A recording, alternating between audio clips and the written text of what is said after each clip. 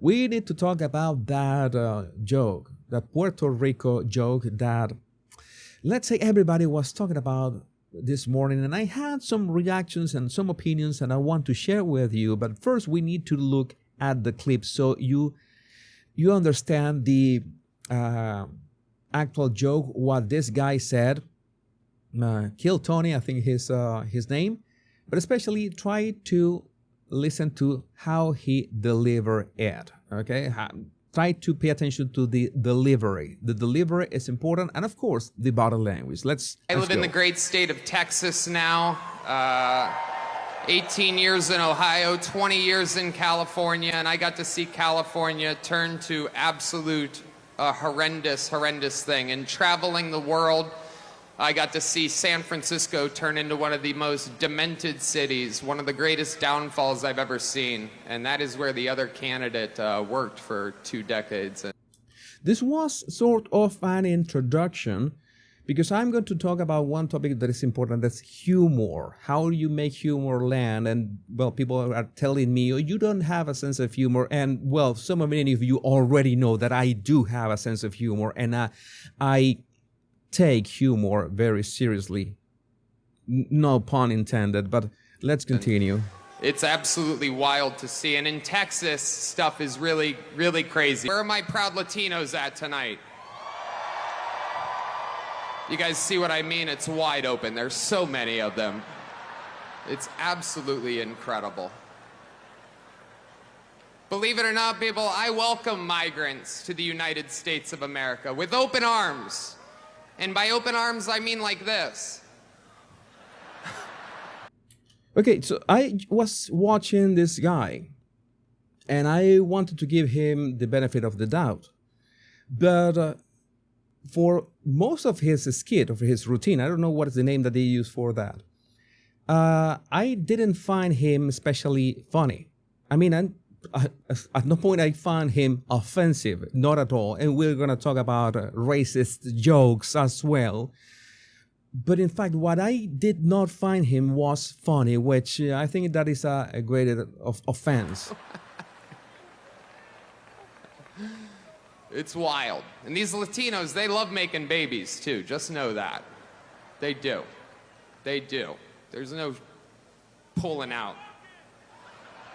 Yeah, I don't know why he, when he was going to deliver the jokes, like we was talking about the pulling out and the coming in, that was part of a punchline. He lowered his voice tone and he looked down, like he was forgetting his line, who was checking something. They don't do that. They come inside, just like they did to our country. Yeah, notice that the delivery of the joke was so lousy, especially because he lowered his voice tone, and he didn't, I don't know, deliver it the right way. There was no response. Nobody laughed at that joke. Basically, there was no... He had to laugh at his own joke. I mean, who is this guy? So many people saying, oh, but he's amazing. You don't understand his humor. No, he doesn't have humor. I know humor, people. You can watch maybe my first videos on the body language guy. I made sure to include a lot of levity and memes on it. And no, this wasn't it. And you have the opportunity. This is something you have the opportunity to practice it for many days before. But let's continue. Republicans are the party with a good sense of humor. Free speech is under attack, people. I host a show, and each week I get updates what words we're allowed to use and not use anymore. Okay, this was, again, it was really boring. But let's jump into the actual joke, the joke itself, which is part the whole thing. I don't know what it is. I think it was. Okay, this was right here. Sorry, I forgot to just find it. Okay, there comes the joke. Okay. Sorry about that. I forgot to just put a marker in there. Well, here comes the Puerto Rico joke. Let's listen to the delivery so you can understand what I mean. It is absolutely wild times. It really, really is. And, you know, there's a lot going on. Like, I don't know if you guys know this, but there's literally a floating island of garbage in the middle of the ocean right now. Yeah. I think it's called Puerto Rico. Okay. All right. Okay. We're getting there. Again, normally I don't follow the national anthem, everybody. This isn't exactly a perfect comedy setup. Delivery, timing, setup is all off. A joke, it's like, maybe you're not telling a joke, but a comedy skit has this structure. You set up the joke. Let's say that the joke is the complete process, right? Or the complete process. And the setup is how you build up the parts that are going to end up in the punchline. And I love humor so much, and I find humor so important, so fascinating. It's because the punchline is something that just pops up on the listener's mind. All right? It pops up on the person's mind, and then you laugh because, most important, first rule of humor, humor tells the truth. The punchline is funny because it tells the truth in some way. And you analyze a joke that you like, you say, okay, that was funny, that was witty, it was a witty way of telling the truth. And that's why, well, it is funny. But it's important that you mind how you build, who set up the joke. In this case, the remark that there's a huge island of garbage in the middle of the ocean, and it's called Puerto Rico. Where that come from? He was talking about Latinos in general, all right? He also made jokes about, well, how to say this? I have to, originally I thought, when I saw the joke out of context, I hadn't seen the skit. I'm going to explain. I hadn't seen the skit. I really thought that this was some kind of, well, let's do something so the left-leaning media has something to say about this, something to attack. Sometimes you give a decoy, okay? You give them a decoy, all the headlines talk about something, and then, well, they miss all the other people, all the amazing people who spoke there. We talk about Vivek and Dr. Phil, for example. Hulk Hogan was amazing as well. And I thought that maybe that was a strategy. But when I watched the whole skit, 11 minutes of this, it was really unfunny. It was not funny at all. You might say, okay, Jesus, but this is a rally. This is not meant to be a full stand-up comedy special. But then why do you invite a comedian? Why do you invite a comedian? If you invite a comedian, if you want to, well, you want that to be funny. All right? So the joke comes out of nowhere. And again, I am not offended by it. I am not Puerto Rican, of course. I think that it matters. So many Puerto Ricans online have said that they were not offended by that. There's one thing that you need to understand. Again, he also talked about blacks. He talked about carving watermelons for Halloween. But that is your typical stereotype of blacks, okay? I think that is not offensive in the least because it's even predictable. There was the only joke that I thought that was maybe 6 out of 10, was the highlight, was when he said that these conflicts like Russia, Ukraine, or Israel, Palestine, it should be defined with scissors, paper, stone game. But well, you know that Palestine is always going to use stones. Oh, what? That was more or less okay. That was, you're getting to it. 6 out of 10. But the rest was awful. And one thing that people tried to justify what he did. People were trying to justify what he did was saying, oh, wait, but there's a problem. There's an explanation to this. I need to look for the explanation that people were given. There's an explanation. Joke context is here. Puerto Rico is currently experiencing a landfill crisis. It was a joke about that. That is the context. But liberals don't exercise any intellectual curiosity, so they don't know that and just decide to be offended on behalf of others. Okay, that's an explanation. But then it's my question. How many people know about Puerto Rico's problems with trash? How many people know about that? I didn't know it. I had to do some research about it.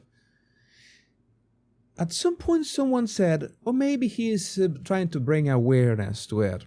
Okay, because well, they are at capacity. There's an actual problem about that in Puerto Rico of trash, but he never explains that. The watermelon and blacks joke works because it is a stereotype that almost everybody knows, right? It is not offensive. We are way past that. It is now offensive because, well, you know that people that get offended for everything, but the watermelon and blacks or fried chicken and blacks, that is not offensive anymore, for God's sake. You're not going to be offended about that. But everybody knows, or virtually everybody knows about that stereotype. But not everybody knows the context of the Puerto Rico and garbage joke. And if you have to explain the context of your joke so it lands in some way, then it's a bad joke. It's essentially a bad joke. So I don't have the problem of being offensive. I mean, again, I am a Latino. If I wanted to do, well, a routine with racist jokes, I will excel at it. It's something that is in our blood. We make fun of ourselves all the time. We make fun of races all the time. Something that we do. But there's another. I have another annotation here, which is the reason why there's this problem in Puerto Rico about garbage. It's not simply that it has been mismanaged by the local government. The problem is all the debris that past hurricanes have left in the island. So, okay, there could be some part of the mismanagement and maybe corruption. I don't know. I'm not going to go into there. Maybe you are from Puerto Rico. You can chime in with that. But if there's a tiny possibility that, or some influence that the trash problem of Puerto Rico has to do with hurricanes, and it makes sense because you have all this debris all the way back from Hurricane Maria in 2017, and they had another hurricane in 2021, if I remember correctly, 21, and in January of this year also, then that garbage problem is not joke material. You need to do your own research. And he was saying, "Oh, I travel to Puerto Rico all the time. I love Puerto Rico." If you travel all the time and you love Puerto Rico, you would know that the garbage problem, well, has to do with tragedies at the same time. So no, that is a no-go, man. That is a no-go. Some people have mentioned as well. I don't know if I've had. We're going to talk about Kamala. Some people have mentioned as well that George Lopez was making fun of Mexicans during a Democrat rally. And he was making this joke. George Lopez was making a joke that when Trump was building the wall, they had to make sure to build it quickly, because if they just left all the materials overnight, they would be stolen. Who were going to steal them? Well, the Mexicans. And say, "Oh, that is stereotyping. That is racist." Yeah, but George Lopez has Mexican or Latino ancestry, and that's something that he has been doing for years, talking about, well, Latinos in that regard. And I can understand it at the same time. I need you to understand the complexity of this, because we have comedians, Venezuelans. We have George Harris, for example. Big shout out to George Harris. I laugh a lot with that guy. He can be really crude and self-deprecating in terms of Venezuelans, but he's Venezuelan, I am Venezuelan, and we laugh at whatever he says in that same way. It's something that we connect through it. I don't know what kind of example I give you right now, but it's something that just happens. The fact that you have a joke that is out of context, nobody knows that you travel to Puerto Rico. Nobody knows that you are involved or not in what is Puerto Rico going through. The joke is badly set up. And obviously, there was absolutely no explanation after that. Maybe you could bring awareness. People have asked me, what would have you done differently? Well, first of all, not do the Puerto Rico garbage joke. But let's pretend for a moment that I'm forced. You need to make this joke live, Jesus. It is, you have to absolutely do it. What would I do? Well, it's very simple.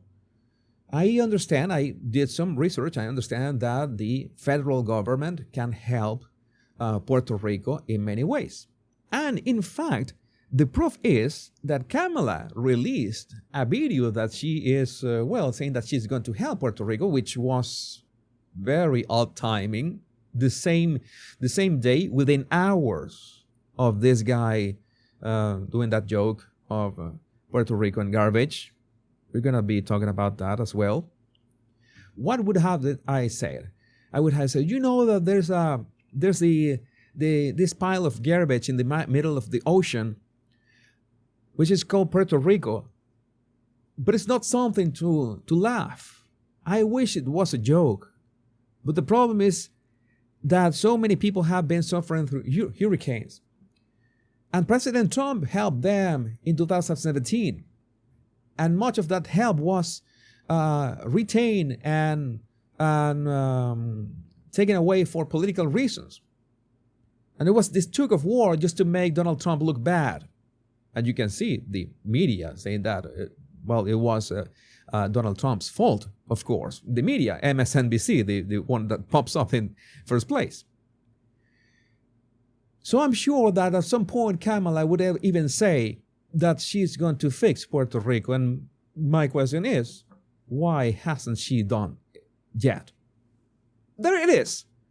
I inserted, I would have set up the joke better, right? Maybe talk something about the garbage in San Francisco, or maybe talk about human stools in San Francisco, and then the garbage in the middle of the ocean, and then segue into a political topic that Donald Trump helped in 2017, but Kamala Harris pretends that she's going to do something, but she hasn't done anything in this year.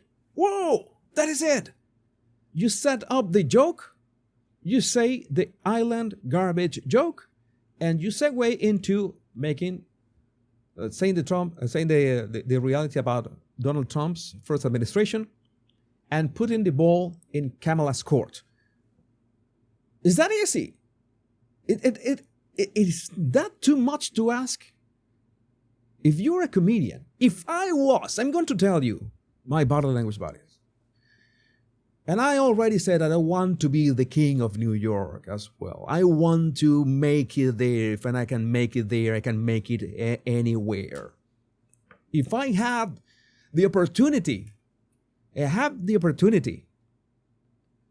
to speak for 11 minutes at the Madison Square Garden, at the greatest rally of one of the most, if not the most relevant and, decisive election in modern times, and I have 11 minutes, you will be sure that I would write down those 11 minutes. I would memorize those 11 minutes and I would practice those 11 minutes no less than 100 times.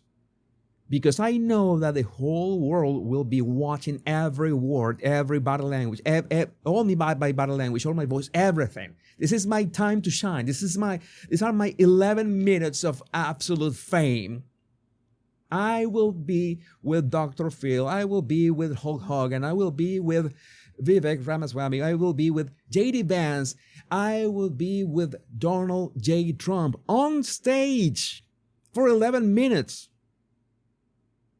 How much do you think I'm going to practice that? I'm going to practice it no matter what. Some people have said, maybe he was nervous. How can you afford to be nervous? How you curb that nervousness that he has experienced with stand-up comedy? I don't know how. You practice it. You're still nervous. You are still nervous. Oh, my sweet summer child. You practice again 10 times, 10 more times. Go ahead. But give me 10. Give me 10. You spend hours polishing the delivery of every word. That's the responsibility that you have. This guy is not a professional. This guy is an amateur. I don't care of any of his record. He's an amateur and he blew it and it was bad. It was not even offensive. I know how to be offensive. And many of you already know it. And I know how to be offensive in an intelligent way to craft a message. I can do a better job than that guy. But, I'm still starting. But step by step, I will get there. You can be sure that I will get there. But we have then that coincidence that Kamala had the same... the message about Puerto Rico the same day, within hours of the guy telling this joke. Interesting that Bad Bunny came out defending and supporting Kamala Harris within minutes of all this happening. And both Kill Tony and Bad Bunny are managed by the same agency. I don't know. One thing is for certain. One thing is for certain, my body language buddies. This is very simple. If someone has decided to vote for Donald Trump, by this point, if they hadn't voted already, if someone has decided to vote for Donald Trump, that joke is not going to dissuade them from voting for Donald Trump. We agree on that. And if by any chance someone's decision to vote for Donald Trump is swayed or changed, or they are dissuaded to vote for Donald Trump just by that Puerto Rico garbage joke, they could have been dissuaded by literally anything. Anything. A mosquito passes, oh no, I'm not going to vote for Donald Trump. A neighbor says something, I'm not voting for Donald Trump. They're going to eat ice cream and the ice cream falls to the floor, I am not voting for Donald Trump. So at this point, that joke is not going to affect anything at all. But having said that, my question is, how close is the presidential race? Because you also have to remember that thanks to Hurricane Maria in 2017, the exodus of Puerto Ricans to Pennsylvania means that there are almost 500,000 Puerto Ricans in there right now, in Pennsylvania.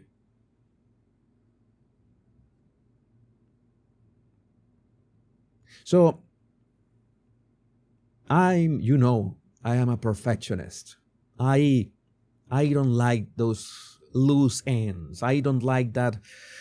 I have a big trouble with that kind of stuff. I I smell a rat in here. Again, I don't think that's gonna make much of a difference. There's so many Puerto Ricans in Pennsylvania, such an important, critical state. It's worth um, it's worth thinking about. And another thing that is worth thinking about is that you are at the not at the monosodium glutamate, no, at the Madison Square Garden, and you have this opportunity, and you want to be edgy, and you want to trigger people. Who do you want to trigger? You want to? Do you think it's the place to? Oh, let's do race jokes. I mean, I have said it. I can be the king of racist jokes any day of the week. But if you're at a greatest MAGA rally in the Madison Square Garden, you have 11 minutes to roast the heck of your opponents. You roast Kamala Harris. You roast Tim Walz. And the Tim Walz changing his tampon. That is expected. How many times have we read that joke on X? Everybody knows that joke. That is not an innovative joke. That is not a roast. Everybody knows about that. You roast the woke mind virus because I don't think it's fair to roast the people who have been brainwashed. I think that there are Democrats, people that are going to vote for Kamala Harris, that are being brainwashed, and I don't think it's fair to mock them because maybe they cannot help with all the propaganda that they have been brainwashed. But you can absolutely roast the woke mind virus and the men in women's restrooms and all the stuff. Those are your opponents. You have 11 minutes. You have to make the most of them. How can you drop that ball like that? You are pathetic. You are pathetic. I don't care. And then you begin to justify yourself on X. That is even worse, you moron. That is even worse. Stand by your words. Don't explain the joke. Oh, your joke needs an explanation. Then it's a bad joke. That is the reality. I don't have anything